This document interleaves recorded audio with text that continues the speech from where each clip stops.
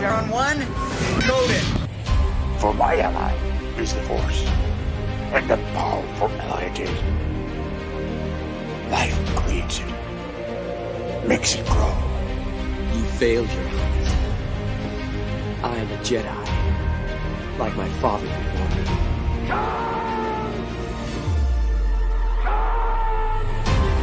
Cry hammer, and let's set the dogs of war.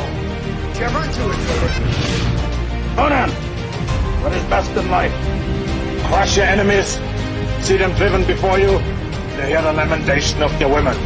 It's all in the reflexes.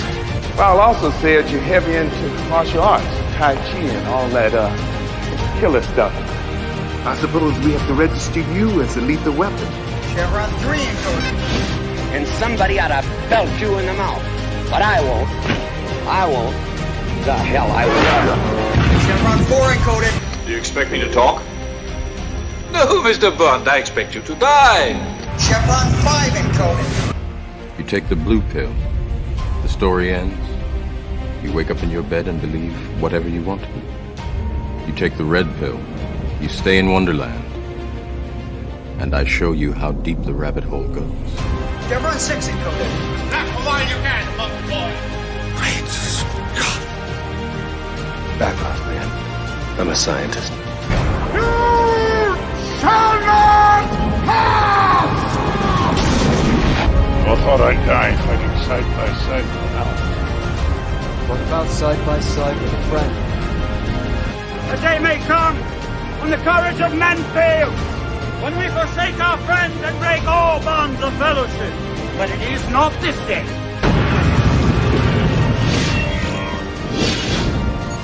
Chevron 7 is locked.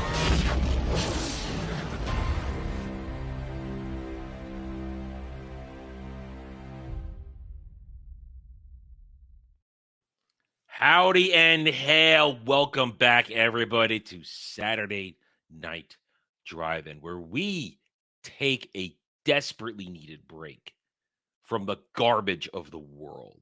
And boy, do we need it in this moment as the recording of this stream going live. We need it. I am joined by Jed, the Hollywood Scuffle. I got no quip today. I'm not in the mood for a quip.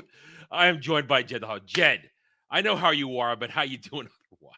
Well, I'm also not in the mood to come up with quips either, because we just finished watching the newest episode of Doctor Who, and it's really got both of us in a kind of sad state. It's not Doctor Who anymore, but at least we're here to talk about Rocky. In my opinion, Rocky 4 is the best Rocky film. Oh, yes.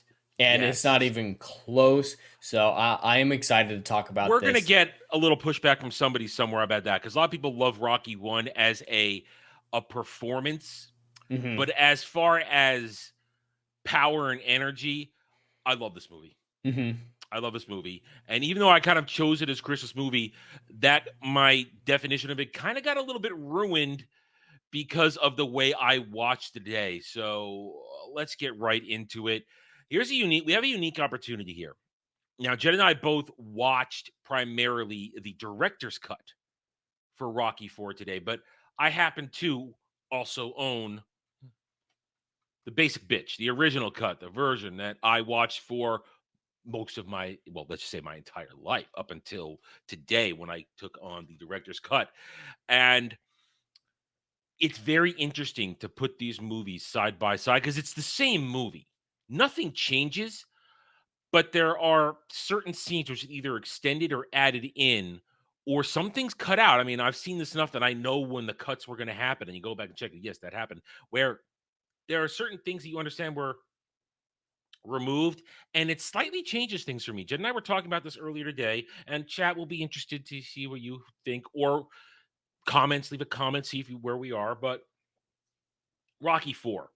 Especially because, again, I chose this as a Christmas movie, but they all but cut the Christmas elements out of the director's cut. All it happens is, the fight takes place on Christmas Day. That's it.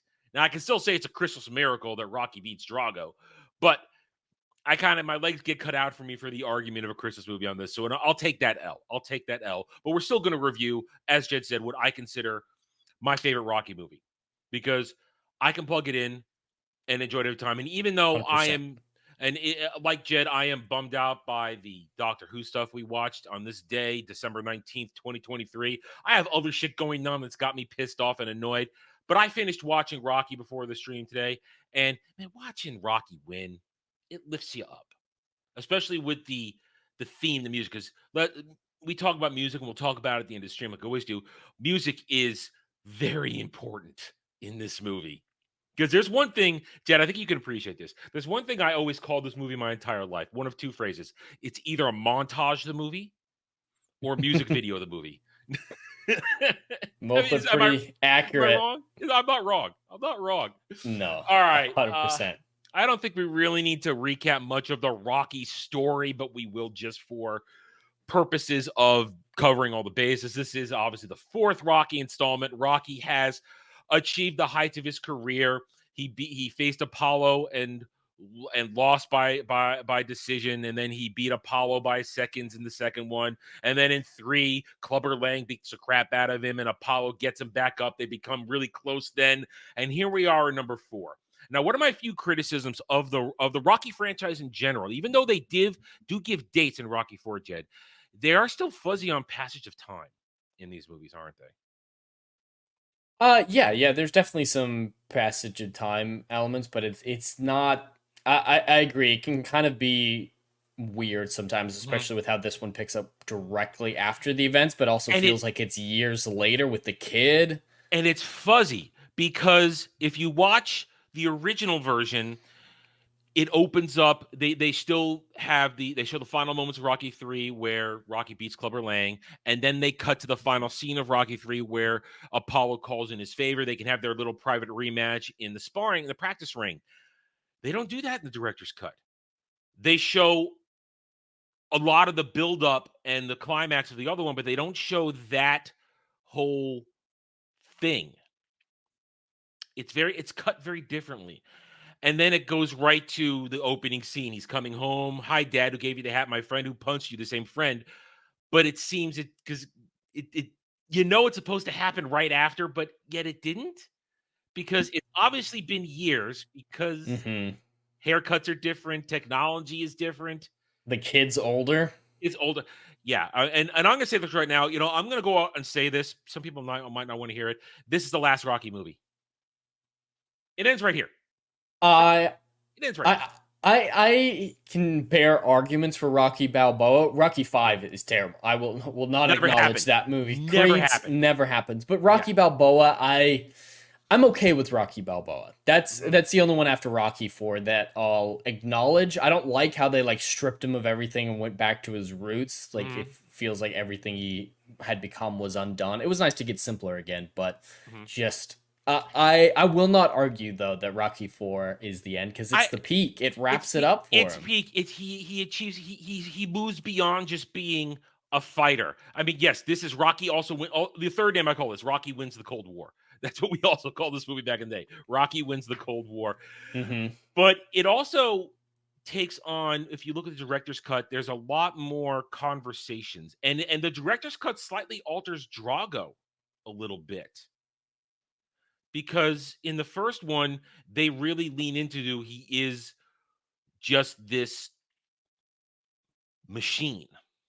And at the very end, during the fight, he shows a little bit of breaking out. But if you look at in the director's cut, he gets Dolph Lundgren gets a few more lines here and there, and as little as it is, it flushes it out quite well when he asks during the. And again, now for once my memory doesn't latch on completely because I've only seen this director cut once today. So during the press conference with Apollo and Drago, they give a couple extra lines to Drago. Otherwise, he's very silent. And they change something. In the original cut, it's all Brigitte Nielsen's character that does all the talking throughout the movie here and there. They essentially cut her out of the director's cut. She's in it for all of 2 seconds now. Is that Sly holding a beef through his ex-wife? I don't know.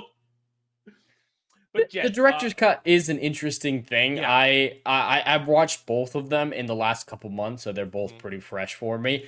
I think I prefer the director's cut though. There are a lot of trimming it done, especially the robot. A lot of the camp and cheesiness was taken out.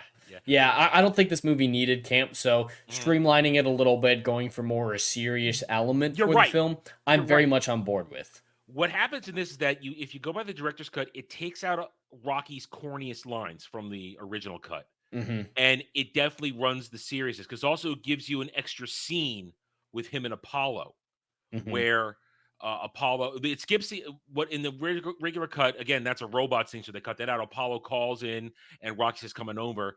In the director's cut, Apollo, we open with Apollo in the pool with the dogs, watching the press conference of Drago coming to the U.S. Now, again, in the director's cut, that's a very strange scene because they just seem to reuse the same frame of Carl Weathers looking at the camera over and over again. That's one of my few criticisms of the director's cut, is the editing seems a little stiff, the way to put it. The cuts are jarring.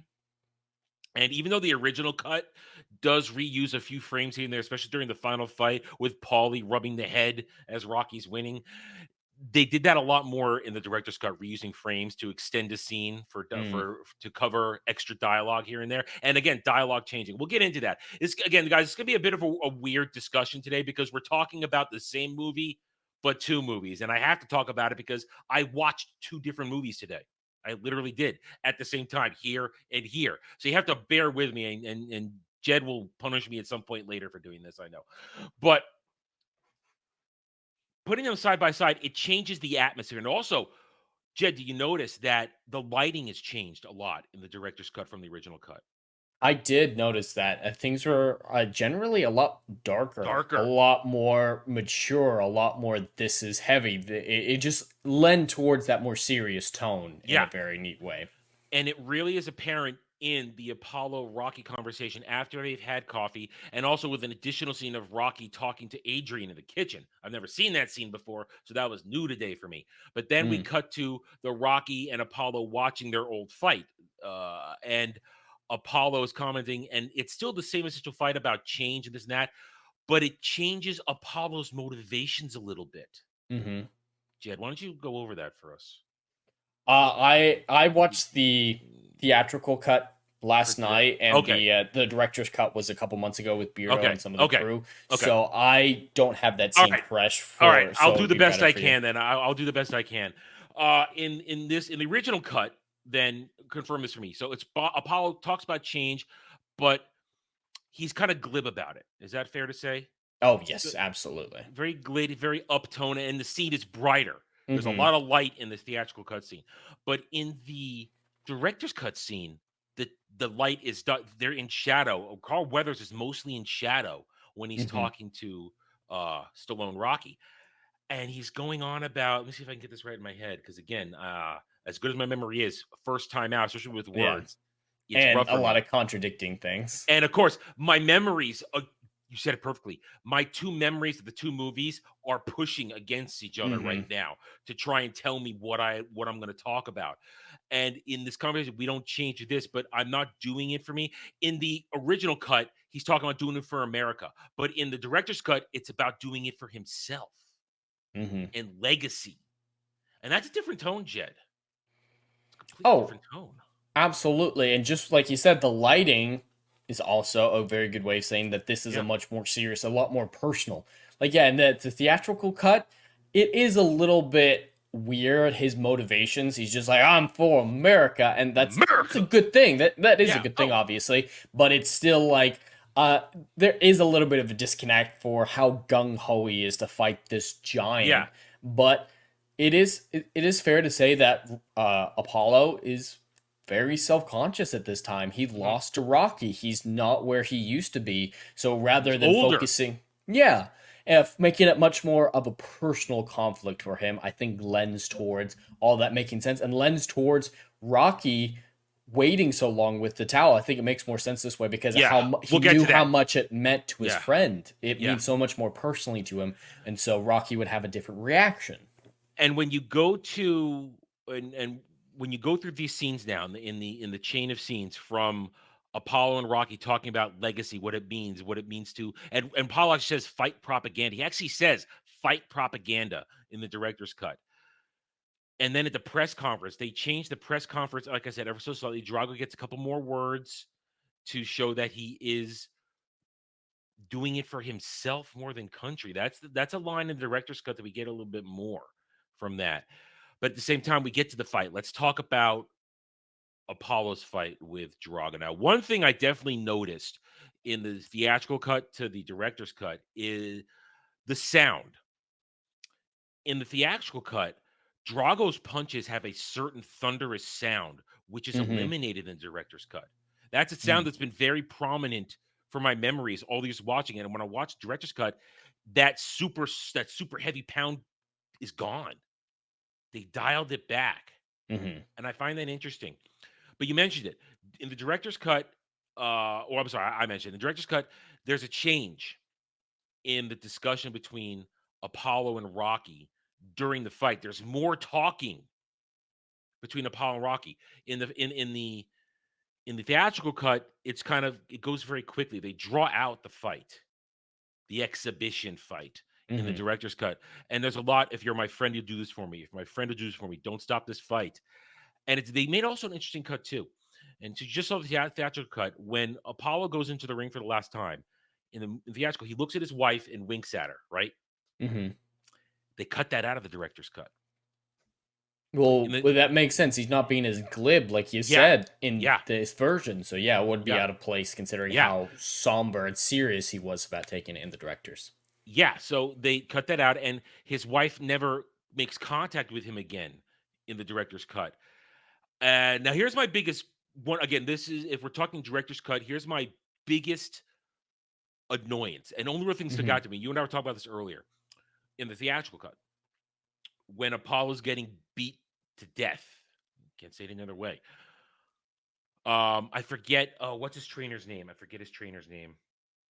Crap. I meant to look it up before we got started, and I forgot. I don't remember his name. His trainer's Duncan? name. I forget. He has a moniker too. I don't remember his name. Legatus will tell us in a second. Legatus catches me when I fall.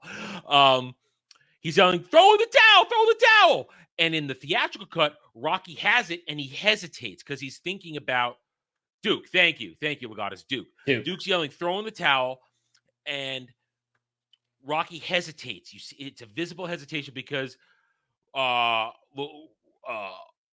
says, don't do it. Or he said in previous conversations, don't throw in the towel. My friend, don't do it. In the director's cut, they cut out the hesitation. Jed, what do you think of that? I can get it to a point. I think they went too far taking it out. Him hesitating, yes, makes sense.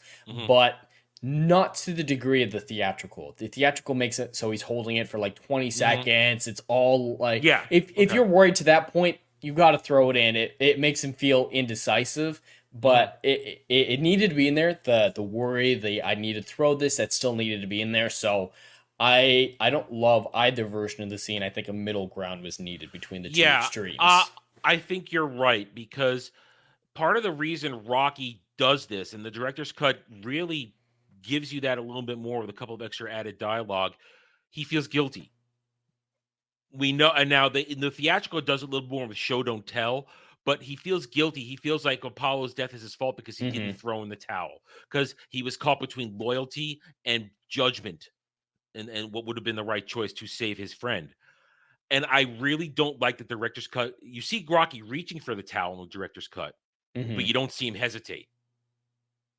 So that's my one major complaint for the director's cut, because it changes Rocky's foundation for going up against Drago, because it's not out of revenge, because they make it very clear in both movies. It's not out of revenge. It's out of duty to Apollo's legacy, because Duke mentions in a couple of conversations, it's on Rocky now to carry on Apollo's spirit.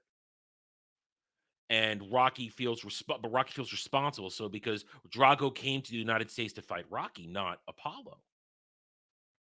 So by taking the hesitation out, it steals a small portion of Rocky's motivation. That's what motivation. Absolutely, it needed to be there, but both were extremes. Yeah, it's as though they heard your comment of, we can't see him holding it for so long because then that makes Rocky really a retard. But then not seeing him do it at all, takes away from the guilt motivation that is key to the whole aspect of this.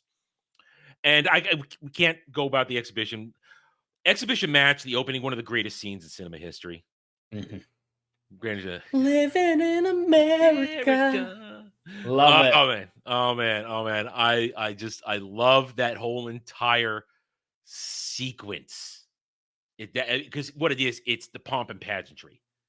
And that is what Apollo stood for. Let's put on a show. Let's be pro-America. And it's just fantastic. And that song, I love that song with so much passion, because when that song came out, there are very few modern day American themes, one could say. And when you got James Brown coming out saying living in America, hardest working man in show business, actually in the movie doing it, that's the America. That's America. It's like, I hear that song, and that's on a particular playlist of mine, and I love that song. You want to look over it. It's the same feeling you get when you watch the intro to G.I. Joe the movie. You're going to look over and suddenly there's going to be a bald eagle on your shoulder and an American flag tattoo has appeared on your chest. And I love it in the interest of the movie storytelling, how and it makes sense even in the director's cut, where Apollo's worried about Russian propaganda, Soviet propaganda. So he puts on an American propaganda piece as an introduction to it, and it's glorious. It makes perfect sense. They justified it. Like, that scene could have come across as incredibly cringe. Absolutely could have. But they justified it within the story, made it fit with the characters. Yeah. And I love it. Yeah. And it's fun. It's fun. Mm-hmm.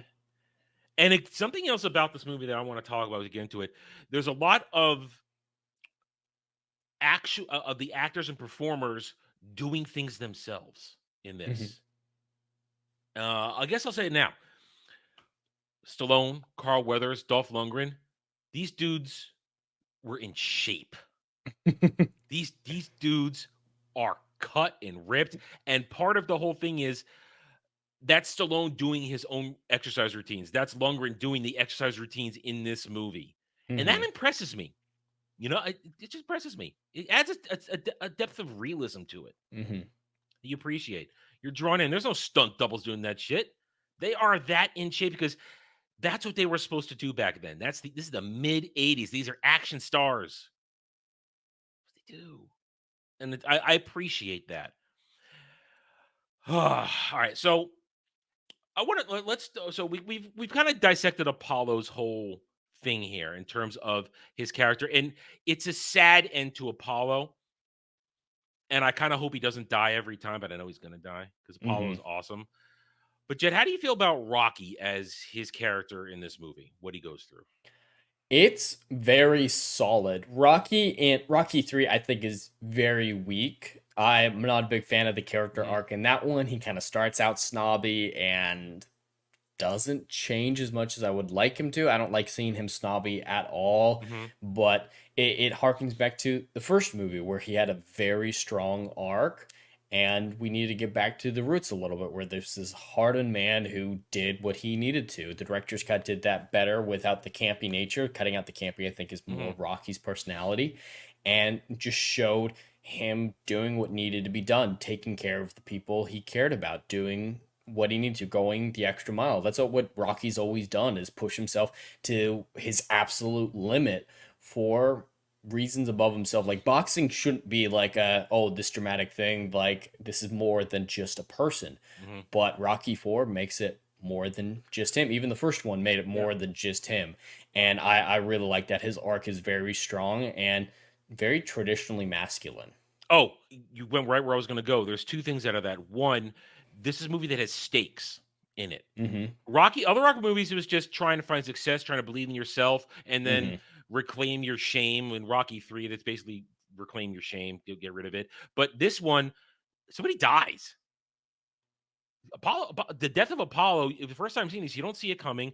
And then Rocky's at real risk, and everybody doubts him. Even Adrian doubts him. And that's where I'm going to go to this. You said it's masculine. in the director's cut, there's an extra scene where right when he's going to leave, Adrian goes up to the bedroom after he said goodbye to their son to try and convince him to stay one more time. And he hugs her and says, "Do you remember when I told you I would always let you be a woman? I need you now to let me be a man." Ooh. Now, having never heard that line before today, 2023, that is a massively powerful line, Jed, to hear today. Oh, absolutely. It's a little bit more relevant these days, you might say. But it helps his arc a lot, I think, to have that conversation with her. Like, she doesn't come across as unlikable as she did in the original. The theatrical cut of Rocky IV, she's a little unlikable. Justified, yes, but a little unlikable. This version, that conversation, they gave her more to do in the director's cut. In the theatrical cut, she's just there to say, "You can't win!" And then, "I'm here for you. I couldn't stay away." That's Adrian's arc in the original cut. In this one, she has the whole conversation in the kitchen talking about how, why can't you guys just change? Why can't you get away from this? There's more to go on with this. Why can't Apollo find something else? And Rocky tries to explain to her, because this is what we are. This is what we do. And then for her to say, I'm afraid for you. And then not just you can't win, but I'm afraid for you. I don't want you to die. It gives her the same emotional connection we had in the previous movies where she had more to do. And now, I mean, I like it. Like you said, I like it more in the director's cut. I wish there could be a third cut where they take some of the elements that I still like from the theatrical version. Because I'm going to have to get the director's cut now. That's the thing. Now I got to get it. Now I have to get it because I like elements of that one, and I like elements of the original one too. Certain progress, not perfection. There's certain line delivery. The whole thing went to an extreme. The director's cut went a little bit too far in a different direction. We just need a middle ground between the two versions, and that'll be perfect. That'll be perfect. Yeah. And because again, the problem is, again, like we said before, I have conflicting memories now of lines that I've known my entire life. Perfect example, when they're in the fight, and after round one, Rocky says, Duke says, "How you doing?" Rocky says, "I see 3 of them." Paulie says, "Hit the one in the middle." In the theatrical, Duke says, "Yes, hit the one in the middle." In the director's cut, he doesn't say that. And my mind goes, "Wait, did I just have a stroke? Did I miss something?" That was a good line. That's the type of comedy that makes sense for Rocky and Duke. And in that moment, like, it's not slapstick, it's not campy like the robot. It's genuinely something that they would say. Yeah. And I love that joke. That joke should stay. And it should. And that we'll talk about the big fight again, because the big fight goes for 30 minutes. And that's cool. This movie knows exactly what it's doing. It's very light on the story. It's all about the structure. It's all about the character work or the performance. And then it's about the fight. And they do the fight in a way that they hadn't done in a Rocky movie yet. Because in Rocky 1, you see every moment of the first bout between Apollo and Rocky. In Rocky 2, kind of the same thing, because now Apollo's taking it more seriously and it's a real fight championship. And in Rocky 3, the Clubber Lang fights are less than a couple minutes each. In the first fight, Clubber Lang just demolishes Rocky. And the second fight, it only lasts 2 rounds or 1 round. It's very quick. Yeah, I'm not a big fan of Rocky 3. Besides Rocky 5, of course, I think it's the weakest easily. Yeah, I like moments. I like the Rocky Apollo stuff in 3. Let me be clear about that. But the Clubber Lang stuff, I don't. All right, so I want to talk about fight, but first we got to talk about 2 segments between the fight. First, there's the music video in the middle of the movie. It's so good. That is pure 80s. I miss music videos just randomly being put in movies. They're so epic. And it's basically a montage of classic Rocky moments. And Rocky, it's all show don't tell. It's Rocky dealing with the emotional trauma of Apollo's death and choosing to go to now do this fight. Oh, one other scene they add in the director's cut, they add the boxing commission rejecting Rocky. In the theatrical cut, it goes straight to the press conference where the boxing commission is not sanctioned this. Yeah, it's not for the title. Now they actually show him going, "I walk away from this," which was a little interesting because it's setting that mood of nobody thinks he can win. because he says, "You don't. Are you just saying I can't win this?" And it was so entertaining, though. You're into this. Suddenly, here's a music video as he's driving, and the demonic Drago interwoven into where he's in the shadow going. Ooh, and his hair's all spiky and even weird spiky, not the pop spike that Lundgren has going on through most of it. It works. That is camp, but it works, and I love it. And these songs were all they're 80s. They're pure 80s. They're great. My favorite is "Hearts on Fire" during the training montage. I love it. So much good music. I know, it's again pure 80s. And then when we get to Russia again, I ask, why the fuck is Paulie there? Why the hell is Paulie even there? He doesn't do anything except be an annoying shit.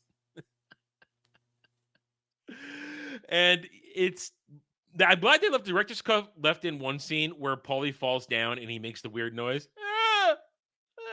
They left that in. I was waiting to see if they leave it out. They left it in. Then he added a line. He says, "This is a good place to die." It's like, oh, that's dark. It's dark, Paulie.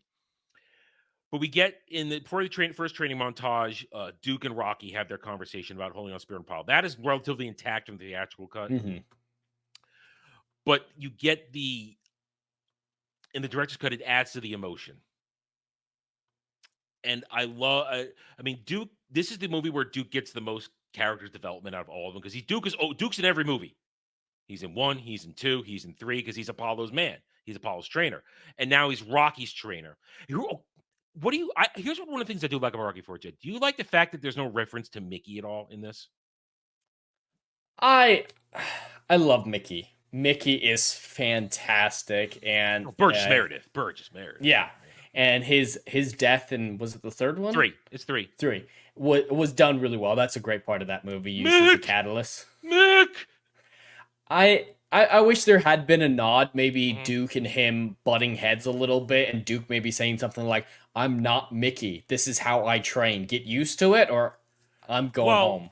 I don't know. Like, maybe not something exactly like that, but just point out their different training styles. Like, it doesn't even acknowledge that they're different people. You see, I'm okay with it, because also that wouldn't work. What you said, I don't feel it would work, because when they had their conversation in the bedroom before the first training montage, Rocky is all in, because he says, "You're going to go through hell.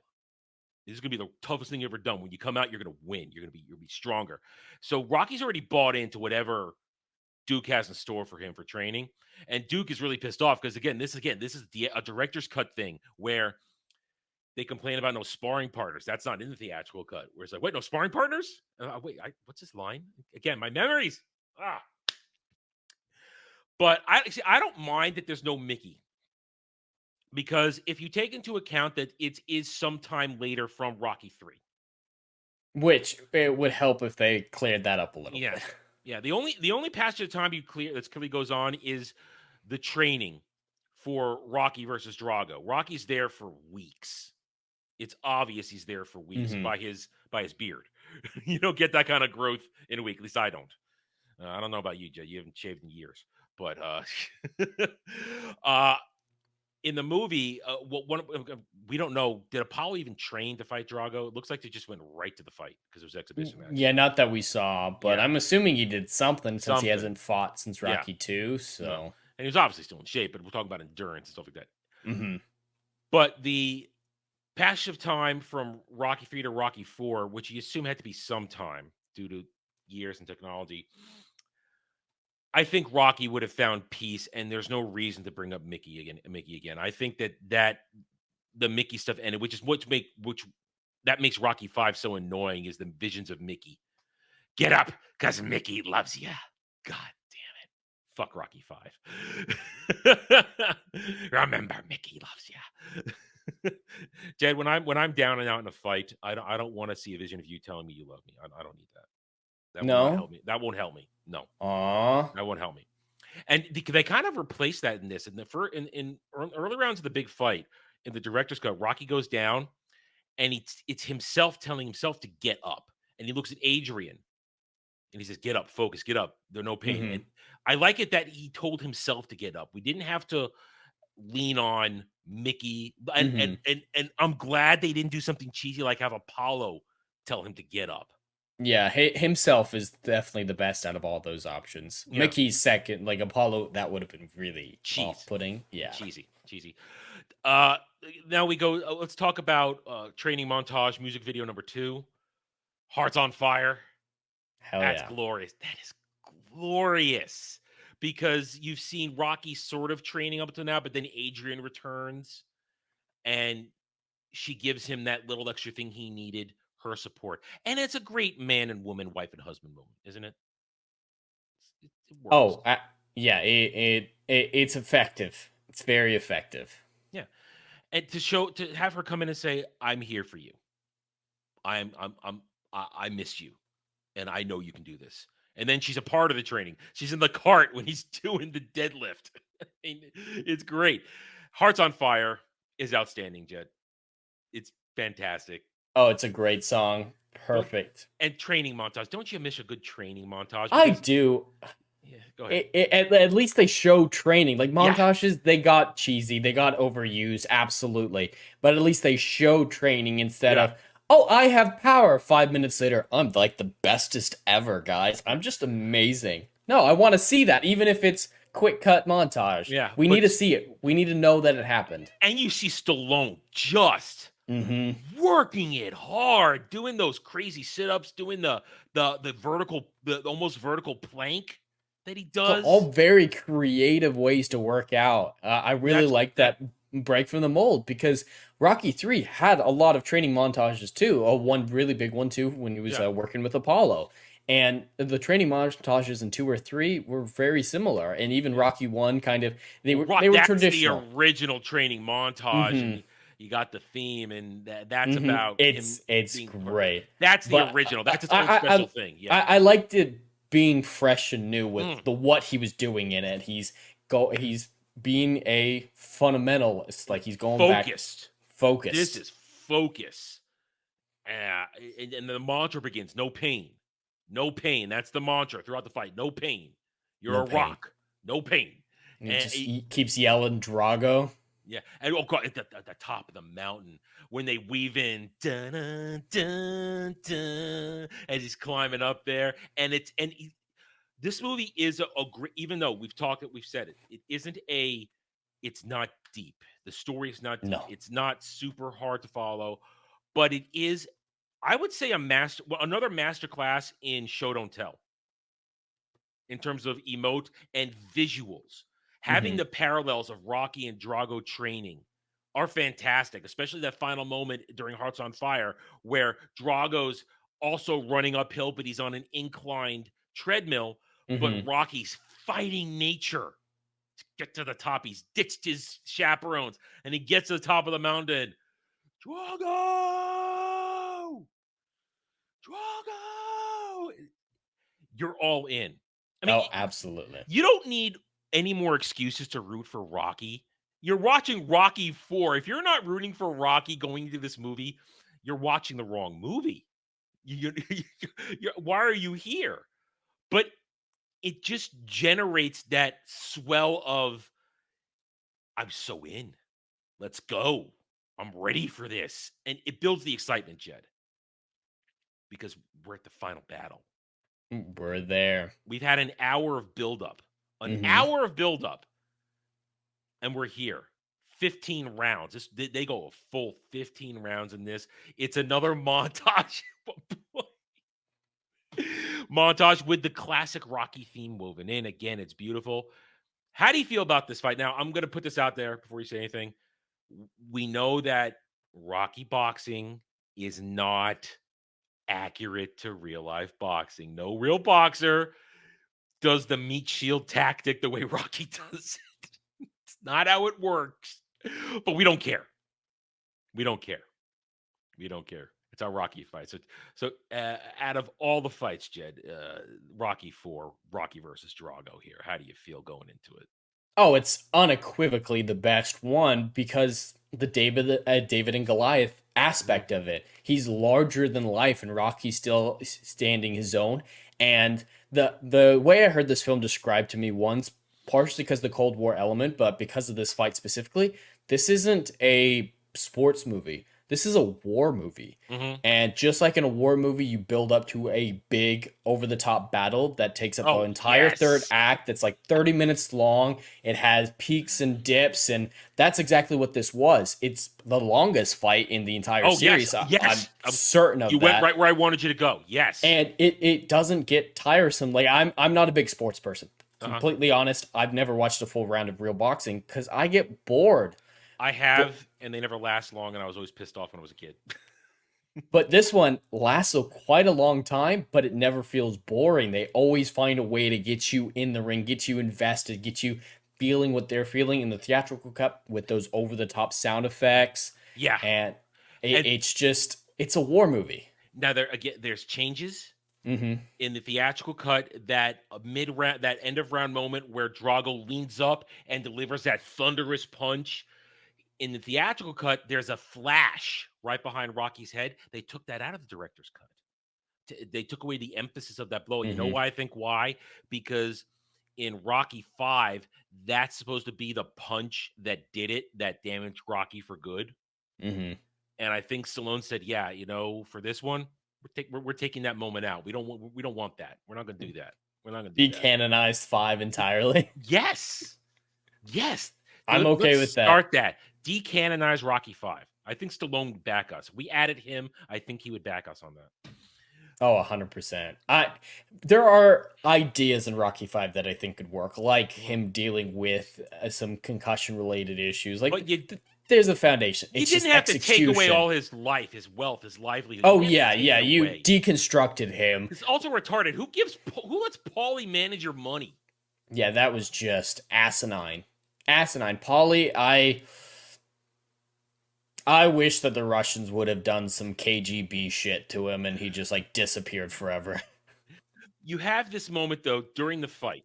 As you said, it is an epic war, and the director's cut has a little changes. It does one thing where they have a different type of montage where you have shots of Rocky and Drago in their corners alongside the fight, and that's a little bit of a change instead of just the full fight on the screen. I'm okay with it. Works either way. There are also so many great one-liners in this fight. My favorite, one of my favorite lines of all time, after he's cut, the Russian is cut. It's a bad cut. And then they're in the corner, and then Duke says, "See, you cut him. He's not a machine. He's a man." I love that. I love that it's line. Fantastic. He's a man. No pain. No pain. No pain. No pain. He is like iron. I'm glad they left that in the director's cut. He is like iron. But what they did in the director's cut is they humanized Drago a little bit more, where they said this other thing. We can go back to a minute to the exhibition fight where they added a line after he beat Apollo. He says the world will start chanting my name and know my name, Drago. Then he says, if he dies, he dies. In the original, it's just he dies, he dies. I don't have the extra stuff. But in that one, now we get a little more how he's kind of, they humanize him more in this one. He's not this model thing, because now correct me if I'm wrong. You saw the theatrical cut. I didn't finish watching the theatrical today. I cut out at one point and I stuck with the director's cut. In the final round, Rocky and Drago, when they touch gloves, in the theatrical cut, I'm pretty sure Drago says, "You're dead," right? He says that. "You're dead." I think so. The moment that stuck out more to me is him yelling at the crowd. Was that in the director's cut? Yeah, that is. He still yells when he lifts up his spokesman, says, "I do this for me. I do it." When he looks at the Politburo and says, "This is for me, not you." But when they meet in the ring in the center and they touch gloves, in the theatrical cut, Drago says, "You're dead." But in the director's cut, he says, "To the end." And that's Rocky much says, better. "To the end."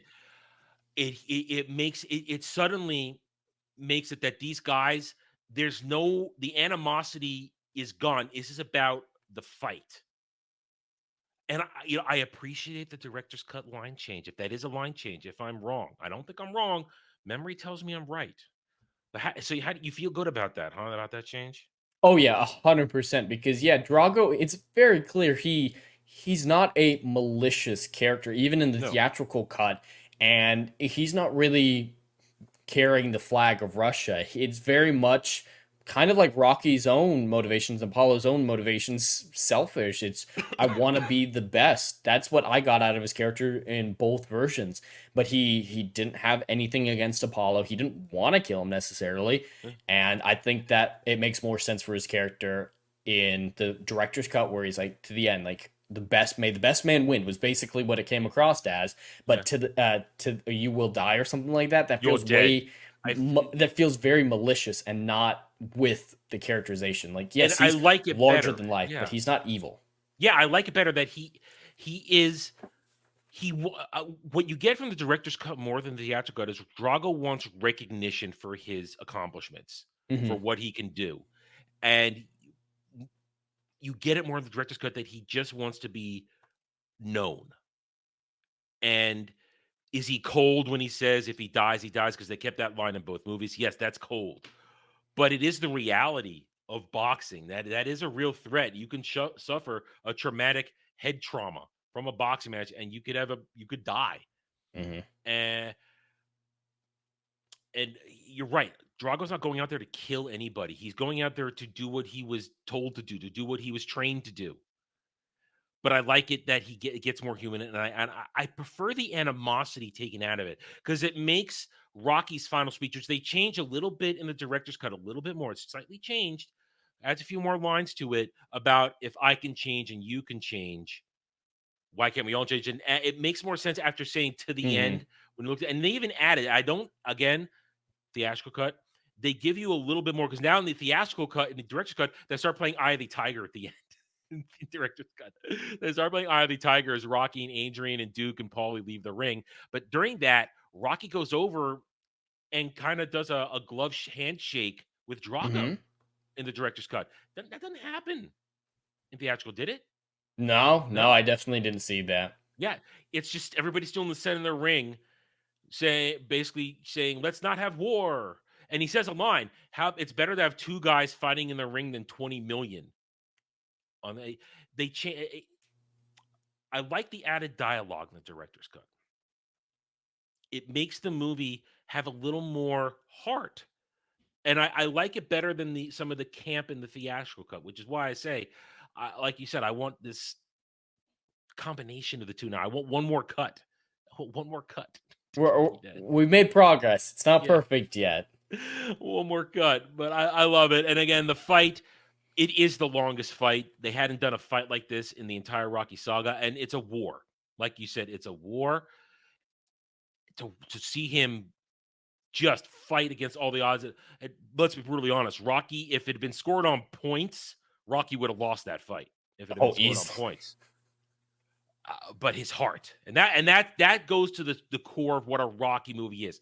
It's about heart. Rocky wins his fights, one, because he trains hard and he is a physical specimen, but he's got the heart, the never give up mentality, laser focused. And he says it at one point in the director's cut, I'm doing this for Apollo's legacy. I'm doing this because we're fighters. It's what we have to do, but we can change in terms of we can change in terms of being fighting. We can change our mentality, but we still can't change who we are when it comes to being men. Go on there and fight. Two warriors. I believe he says that in the director's cut speech. We were just two warriors in this ring, and we had a fight. And they keep cutting to Drago, recognizing that Rocky doesn't hold hate in his heart for him. And the director's cut makes it more apparent. That's why I really appreciate the director's cut watching it today. I almost didn't watch it yet. I almost pussed out and just watched the theatrical cut. I was feeling lazy. Then I realized, no, I told Jed I'd watch his director's cut. But are you glad you did? I'm glad I did. It allows more perspective than I ever had before on the movie. And again, this remains my favorite Rocky movie. I don't care. Either edition. Yeah. It's still Cold War propaganda. But this is 1985. Of course, I don't care. It's still music video montage of the movie. I don't care, because these songs are epic, and that's why this soundtrack is epic, because they weave it in at the perfect moments. Jed, it enhances the movie. Every bit of music enhances. When it's either Adrian and Rocky with the classic Rocky theme piano version, dun, dun, dun, dun, dun, dun, very subtle, or it's the music videos. It's pure 80s music. They get in the theatrical cut, they throw Eye of the Tiger in at the beginning. In this one, it's at the end. Although I do miss from the theatrical version the American flag glove and the Soviet glove coming together in the explosion. I miss that. That was wild. At 80s, baby, 80s. It's awesome. But the music elevates it completely, doesn't it? Oh, absolutely. It feels like something Rocky would actually listen to in his training montage. That's a song he would put on the radio. Like it all put you in this headspace of Rocky as much as anything else. So of course, it's very much appreciate that. So whether it's director's cut or theatrical cut, I love this movie. I love this movie. I never get tired of it. Now, as I said at the beginning of the show, I retract myself as saying it's a Christmas movie. I take that L. I wanted this to be my Christmas movie this year because the theatrical cut stresses the Christmas way more than the director's cut one. So I have to, now that they both exist in my memory, I can't, even though I still think it's a Christmas miracle, he beats Drago, I can't legitimately put it on the Christmas movie list. I can make a fight for Lethal Weapon, which we have done, even though Devil told me last night it isn't. But I will. Devil can be wrong. The devil can be wrong. But I will cede the ground that Rocky IV is not a Christmas movie, even though it takes place at Christmas. But I still love it, and I'm glad I chose it for this because I needed this kind of uplifting feeling watching this movie today because it uplifted me today. Today was kind of suck for a lot of reasons. I'll explain that publicly in a day or so on tomorrow on a stream on Roundtable. I'll tell you guys why tomorrow on Roundtable. But I love this movie. It's great. So it was my choice this week. Jed, you have any closing thoughts you want to add? No, I think we've said everything that I was planning on saying. It's a great film, very much escapist with some really good character work and nice comparisons to be made between a director's cut and an original cut, which isn't always the case because like Alien, the director's cut from the early 2000s, not a whole lot worth, like, I'm never going to watch the director's cut again. Whereas this one, I can watch both back to back and get something different out of them. More often than not, if something gets released as a director's cut, that becomes the definitive version everybody wants to talk and watch about. Lord of the Rings, extended editions. Perfect example. Those are what you watch when you watch Lord of the Rings. You don't watch theatrical cuts. So it's very rare where we have a moment where we could say, I like both a theatrical cut and a director's cut. And it's a very rare where we can have a conversation just laying them both side by side and break it down like this, as I did today, because it was the first time for me. So there we go. All right, my week, I get to go first. 9 out of 10. I'm not going to put it right beyond the rush. 9 out of 10. My criticisms, you take both movies into account. As always, I don't like it when something doesn't give me clear time elapse. I like to know the difference between time. The director's cut, as I said, loses a point for the taking away of the hesitation with the white towel toss. The campiness of the original is over the top, but I would have liked a couple of those moments in the darker version director's cut. But in the end, it's a Rocky movie. I'm here to watch Rocky be the champ, be the Italian stallion, to beat Drago. Even though I know what's going to happen every time, watching him punch Drago off the mat with those gut punches, it still works every time. I'm not disappointed. I know what's going to happen, and I still can't wait to see it. So 9 out of 10 for me. Jed, what do you got? Well, very similar tracks for me. I think this is unequivocally the best Rocky movie and definitely in competition for one of the best sports movies ever made. Very much up there for me. And it's just pure nostalgia. Even though I didn't grow up in the 80s, there's a lot of 80s that I experienced through osmosis, and this just feels unequivocally 80s, so I enjoy every single moment of it, whether or not it be the original or the theatrical. Of course, I rate things a little bit differently than Adam, so I will be giving this an 8 out of 10. It's a very solid movie. And that's high. That's high. All right, so that's another one in the books, everybody. But we know what we're watching next week. Jed, what are we watching next week? An actual Christmas movie. We are watching the definitive Christmas movie, one of the first ever created with good old, what's his bucket, Jimmy Stewart? Jimmy Jimmy Stewart. I nearly said Jimmy Smith. I was like, no, Mr. Smith Goes to Washington. That's what I'm thinking about. But regardless, we are watching A Wonderful Life, a movie that every Christmas movie tries to imitate, none succeed in doing so, and people are always trying to rip off that idea of what would the world look like if you weren't in it. And I just love it as a sci-fi concept as much as anything else. Oh, wow, that's an interesting take. And that's something some people are saying Christmas movies have to be Christmas movies. There's no subgenre, and I've heard that argument. That's why Die Hard can't work, because a Christmas movie can't be an action movie. Well, I think A Wonderful Life counts as a sci-fi movie. I'm very interested to hear you give the take. Or maybe fantasy, but it's not a straightforward wow. Christmas movie. It's not straightforward. So you guys are going to get my interesting take on it. So it should be a good discussion next week. So join us for that. And if you guys had a good time, remember, hit that like button, watching live or on the replay, and we will see you next week. Until then, take it easy. Have a good night or a day wherever you may be. Chevron 1, coded. For my ally is the Force, and the powerful ally it is. Life creates it, makes it grow. You failed, Your Highness. I am a Jedi, like my father before me.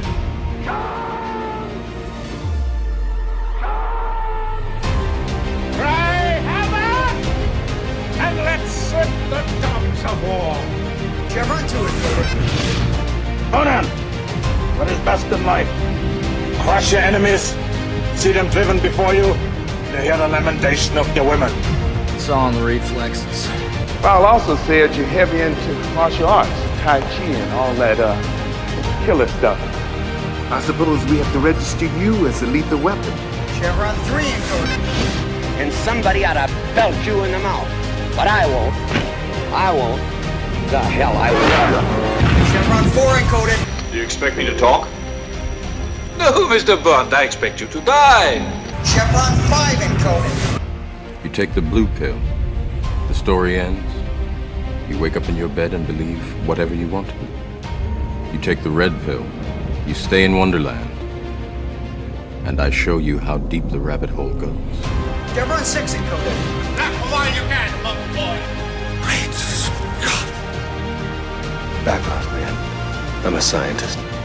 You shall not pass! I thought I'd die fighting side by side with an elf. What about side by side with a friend? A day may come when the courage of men fails, when we forsake our friends and break all bonds of fellowship. But it is not this day.